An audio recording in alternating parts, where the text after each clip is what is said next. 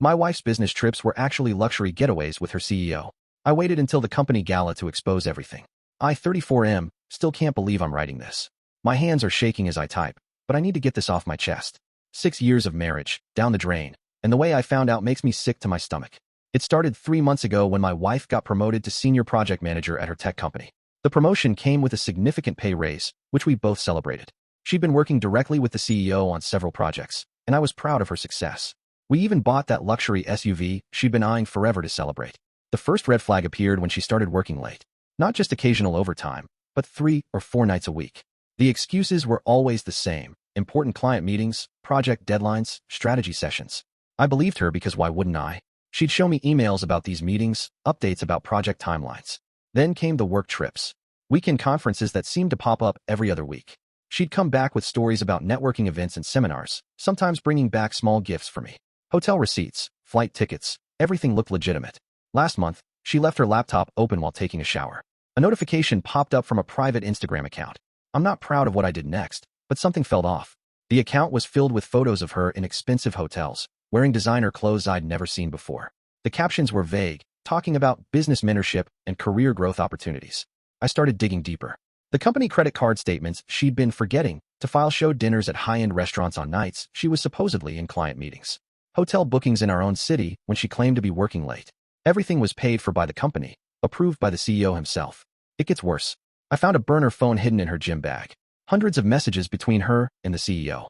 They weren't just talking about work. The messages went back 8 months, long before her promotion. There were photos I can never unsee, messages about their arrangement, discussions about keeping things discreet. I learned she'd been his sugar baby for months. The promotion? That was just to make their meetings look legitimate. Those weekend conferences? Private getaways at luxury resorts. The project deadlines? Late-night rendezvous at expensive hotels. I confronted her personal assistant, who broke down and told me everything. Apparently, half the office knew. They watched me bring her lunch sometimes, saw me pick her up after her late meetings, and they all knew. Some felt sorry for me. Others thought I was in on it. The assistant had been booking their hotels, making restaurant reservations, all while looking me in the eye when I'd visit the office. The company's annual gala is tomorrow night. I'm supposed to be there, smiling, playing the role of the proud husband. She's even getting an award for outstanding leadership. The CEO will be presenting it. They probably thought it was the perfect cover. Who would suspect anything when everything's so public, so professional? But I have all the evidence. Screenshots, photos, hotel receipts, messages from the burner phone. Even recorded conversations with her assistant and 2 other employees who were willing to speak up. I've spent the last week planning everything carefully. Tomorrow night, when she gets her award, when everyone's watching, when she's standing there next to her mentor, I'm going to expose everything.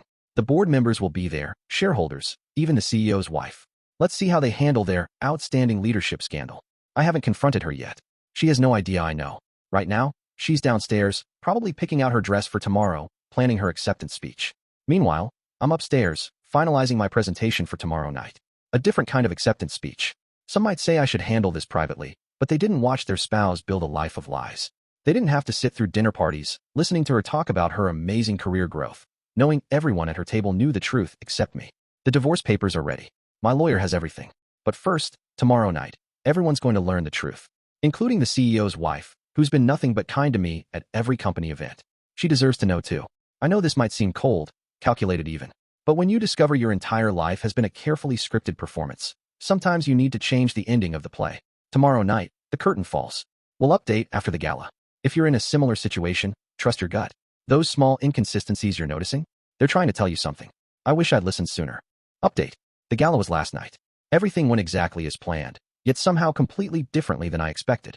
I arrived separately from my wife, telling her I had a last-minute meeting. She bought it. Ironic how easy it is to lie to someone who's been lying to you. She looked stunning in her new designer dress, probably another company expense. The first 2 hours were torture. Watching her work the room, laughing with colleagues who knew her secret, accepting compliments about our perfect marriage from people who had been covering for her affair. The CEO's wife even hugged me, asked when we'd all get together for dinner again. My wife kept shooting me concerned looks. I was quieter than usual, barely touching my food. The CEO was at our table, 3 seats away, acting like he hadn't been sleeping with my wife for months. He even asked about our plans to start a family. I almost lost it right there. Then came the awards ceremony. The CEO took the stage, started talking about exceptional talent and dedication to the company. I connected my phone to the presentation system. Being in IT has its advantages. The tech guy was an old friend who owed me a favor. He knew what was coming. Just as my wife walked up to accept her award, I pressed play. The screen behind them lit up with screenshots, messages, hotel receipts, photos of them entering hotels, the burner phone texts, everything. The room went dead silent. You could hear a pin drop. My wife froze halfway up the stairs to the stage. The CEO's face went white. His wife, sitting at the front table, stood up so quickly her chair fell backward. But here's where things deviated from my plan. The CEO's wife didn't scream or cause a scene like I expected. Instead, she started laughing. Not hysterical laughter, but calm, controlled laughter that somehow made it even more chilling. She walked up to the stage, took the microphone, and said, "I guess now's a good time to explain why I filed for divorce last week." Turns out she'd known for months. Had hired a private investigator who uncovered not just my wife, but 3 other arrangements at different companies. The CEO tried to grab the microphone, but his wife held up her hand.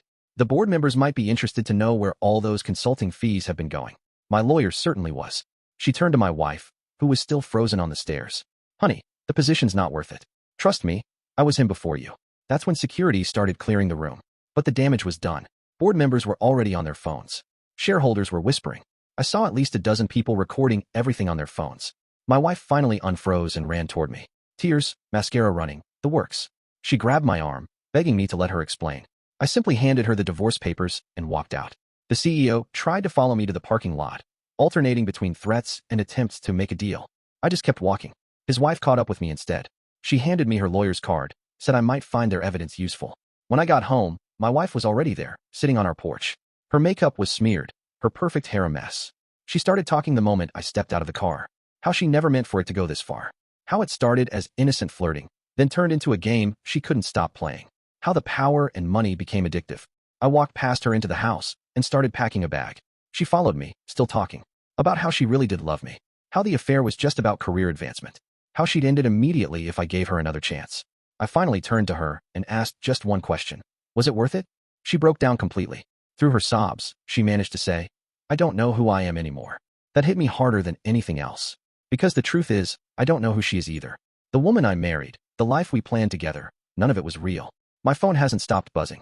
Apparently, videos from the gala are circulating in the company. The board called an emergency meeting for tomorrow morning. My wife's access badge has already been deactivated. The CEO's wife's lawyer called. They want to coordinate our cases. I'm writing this from a hotel room. My best friend offered his guest room, but I needed to be alone tonight. My wife keeps calling from different numbers. Her sister texted, saying I went too far, that I could have handled it privately. Maybe she's right. Maybe public humiliation wasn't the answer. But you know what? After months of being the oblivious husband, the office joke, I needed everyone to know the truth. All those people who watched me walk into that office with surprise lunches, who saw me pick her up after her late meetings, they needed to see the other side of the story. The CEO's wife just texted. She's at a bar near my hotel and offered to buy me a drink. Says we should compare notes.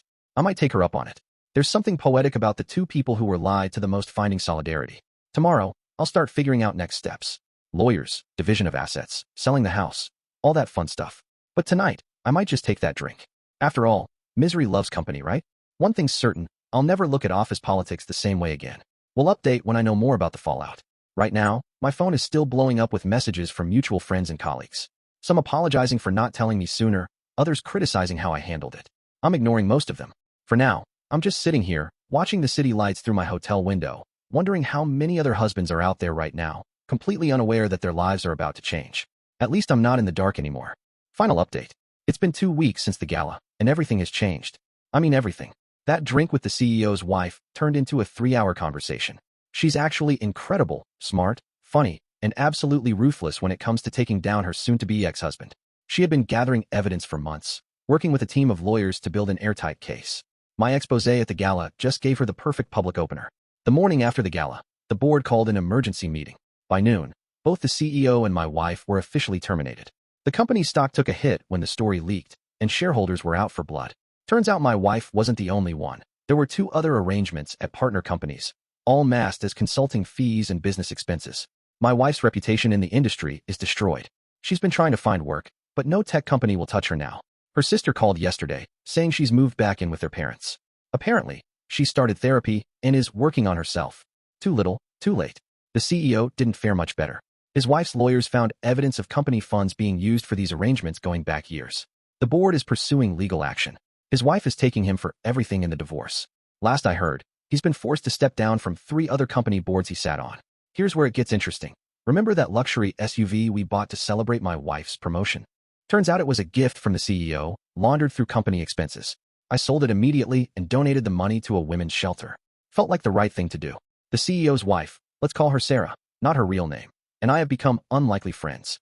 We meet for coffee regularly, comparing notes with our lawyers and sharing stories about all the red flags we missed. She's helped me see things more clearly, especially about the manipulation and power dynamics at play. The divorce proceedings are moving quickly. My wife isn't contesting anything. I think she knows she has no ground to stand on. Her lawyer reached out about a quick settlement, probably hoping to avoid more details becoming public. I agreed, on one condition. She has to sign a document admitting to everything, not for legal purposes, but for my own closure. She signed it yesterday. The most surprising part? I'm actually doing okay. Better than okay, sometimes. The company I work for heard about what happened and offered me a promotion. Apparently, they had been trying to recruit my wife, and the CEO had blocked it to keep her close. Ironic how these things work out. Some unexpected developments. 3 other women from different companies have come forward with similar stories about the CEO. Sarah's lawyers are working with them now. There's talk of a class action lawsuit. The industry publications are having a field day with this story. My wife's personal assistant sent me all the evidence she'd been collecting. Apparently, she had been documenting everything to protect herself. Smart woman. She's now working as Sarah's executive assistant at her new consulting firm. Another bit of karma I didn't see coming. The hardest part wasn't the betrayal or even the public exposure. It was going through our house, separating our things. Finding hidden receipts for jewelry I never saw her wear. Hotel key cards tucked into old books. A whole life I knew nothing about. I sold the house. Couldn't stand being there anymore. Too many memories, too many lies. Found a nice apartment downtown, walking distance to my office. Started going to the gym again, reconnecting with old friends I'd lost touch with during my marriage. Sarah and I had dinner last night. Not a date. We're both too damaged for that right now, but a good conversation between 2 people who understand each other's pain. We talked about red flags we ignored, warnings we dismissed. How easy it is to believe lies when they're wrapped in love and trust. The company's HR department asked me to help develop a new policy on workplace relationships and expense reporting. Apparently, my technical skills in uncovering the evidence impressed them. I agreed. Might as well help prevent this from happening to someone else. My wife tried to contact me one last time last week. Left a letter in my mailbox. I haven't opened it. Some things are better left unread. Sarah suggested I burn it as part of my healing process. Might do that this weekend. The divorce should be final in a month.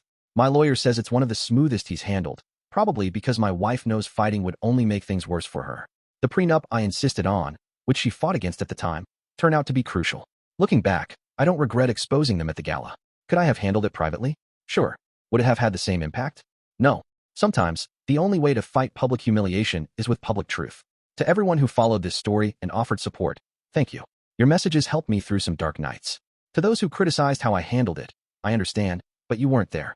You didn't feel the humiliation of being the last to know, of having your entire workplace laugh behind your back. For those who asked, yes, I'm in therapy. Yes, I'm working through my trust issues. No, I'm not ready to date yet. But for the first time since this all happened, I can imagine a future where I might be. Sarah and I are starting a support group for people who've been through similar situations. Turns out there are more of us than you'd think. We're calling it Phoenix Project, rising from the ashes and all that. Life is strange. 2 months ago, I thought I had the perfect marriage. Now, I'm single, living in a new place, with a promotion, a fresh start, and an unlikely friendship with my wife's affair partner's wife. Not the ending I expected, but maybe it's the one I needed. This will be my last update. Time to start writing a new story, one that's all mine.